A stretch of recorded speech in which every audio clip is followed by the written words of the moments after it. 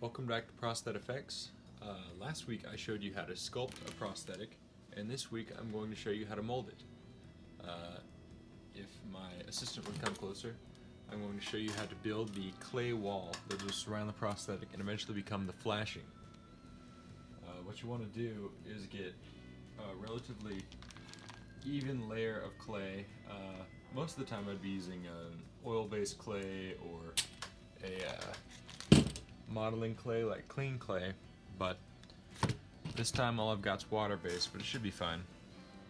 And you want to cut relatively even strips of it, pretty thin too, just so you can create a wall around it.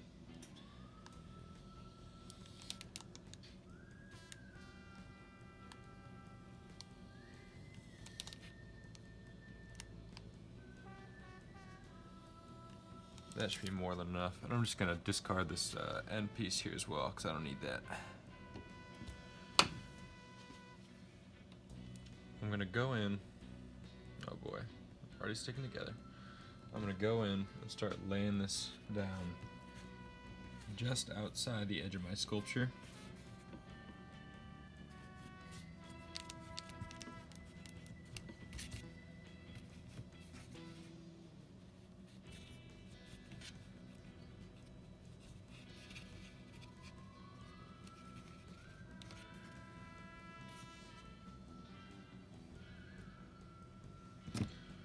Just taking little bits to fix and connect as needed, but the important thing with this is that you don't press it too much with your hands because you want to keep it relatively flat and even.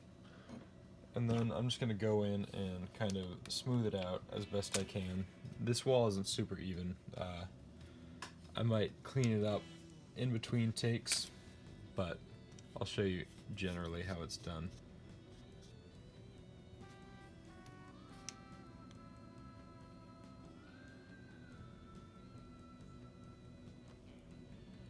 You know, just kind of rake across the top and make sure that you don't have any sharp undercuts, because that'll just make cleaning out the mold more of a hassle in the future.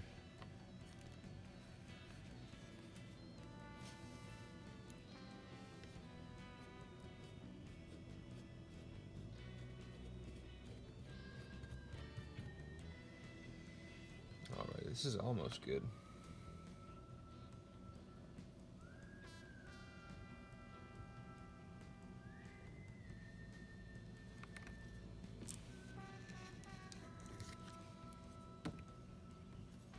Just cut away what you don't need and fix up any edges that aren't pretty, because you want everything to be relatively pretty, especially if you're going to be reusing this mold a lot or giving it to anybody else or selling prosthetics from it, just because you want it to look relatively professional when it comes out of the mold. This flashing will be still connected to your prosthetic when it comes out.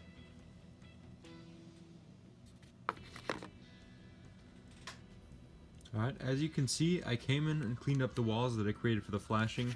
I made them a lot thinner this way as well as this way, mostly because whatever is sculpted in this circle around the prosthetic is going to mostly be waste silicone. It's just kind of something to give you a grip on while you're applying it. And you can tell it's relatively flat and relatively even, which is important. And stays pretty close to the edge of the prosthetic, but still will give you some room for blending. Alright, so next, I'm going to be hitting the appliance with a couple layers of Krylon Crystal Clear, which is what everybody calls it, but really it's a gloss crystal clear acrylic spray. And I believe any acrylic spray could do. Some people use different things. This is what I learned to use. And it's just going to be a couple coats. Lightly mist it on there, giving it a couple minutes to dry in between each coat.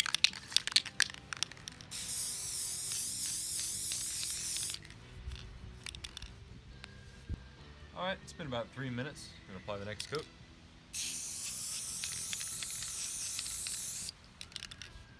Three minutes have passed. Another coat.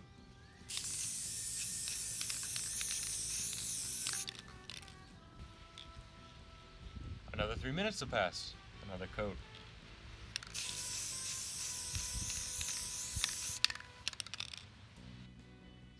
Alright, I've applied about 4 coats of the crystal clear. Now the next step is to build up what are going to be the walls of the mold. These walls that I'd already sculpted in demarcate the end of the prosthetic, but the new walls that I'm adding are going to be much larger and will mark where the actual plaster mold will end.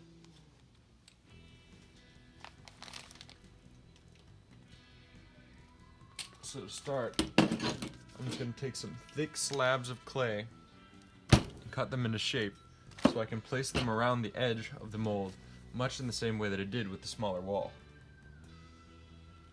Take off this rough edge here, don't need that.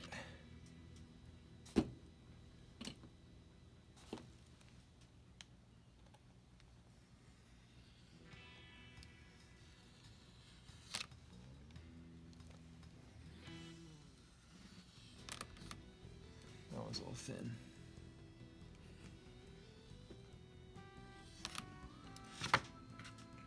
Let's start laying out the walls. You want them to be not super far from where the prosthetic piece ends, but just give it like 3/4 of an inch or so, just so it has some room.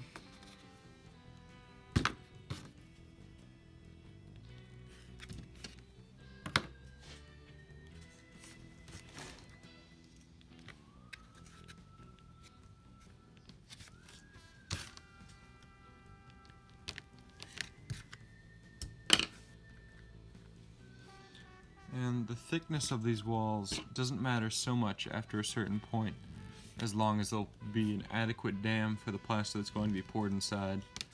And for the small amount of plaster that I am going to be using, this is much more than I'll need in terms of thickness. But that's okay. A little overkill never hurt no one. Except for when it did.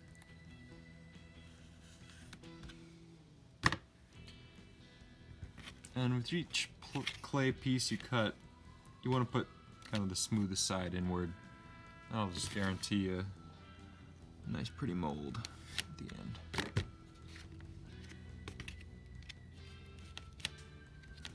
Ooh, so close. Just cut a little wedge here.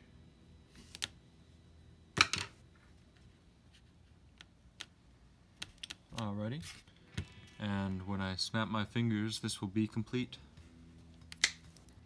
Okay, and as you can see, the walls on the inside are relatively smooth, all connected, and stuck down very firmly to the board. It should be perfectly ample for the amount of plaster that I'm going to pour into it. And the amount of plaster I'm going to pour into it should only really come up about halfway up this wall, because that's all I need. So the next step is to mix up our plaster. Now a lot of people might be looking at the inside of this and saying it looks like dirt. And you're right, it does look like dirt. But if you really wanted to clean it up, you could always take a wet chip brush and go in there and clean out all the little dry dust particles. But personally, for what I'm using this mold for, it's not going to be a big deal. I'm not using it to give to somebody else. I'm just going to be running a couple pieces out of it for my own use. Alright, so I've got my plaster all mixed up. The first thing I'm going to do is brush in the detail coat with a chip brush. That way there won't be any air bubbles when I go to pour in the rest of the mold. And just kind of lay it on there. It'll separate because of the crystal clear acrylic, but it shouldn't really be a problem. Just really paint it on there. It doesn't need to be thin, doesn't need to be pretty, just needs to be without air bubbles. Especially try to get into those details with a little bit of push, but you know, not enough to ruin your detail in the sculpture.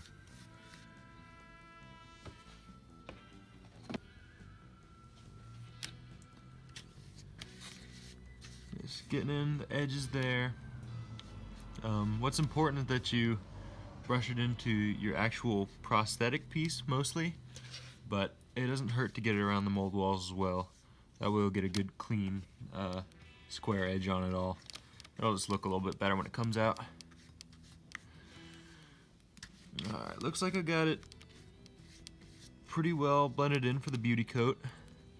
So now I'm just going to go in and pour the rest of my mold.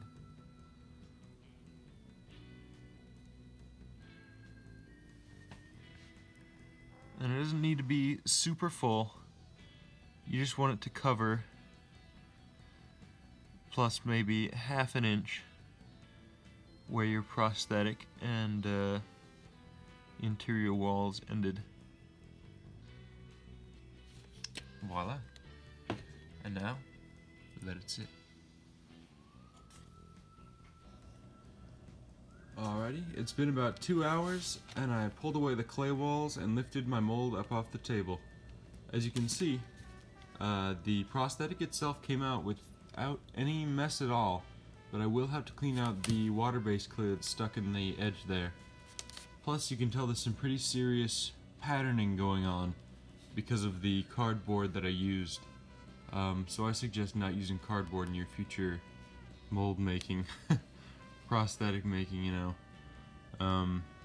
because that might show up in my final piece. But I'm not too worried about that because you live and you learn. So that is how you make your own prosthetic mold.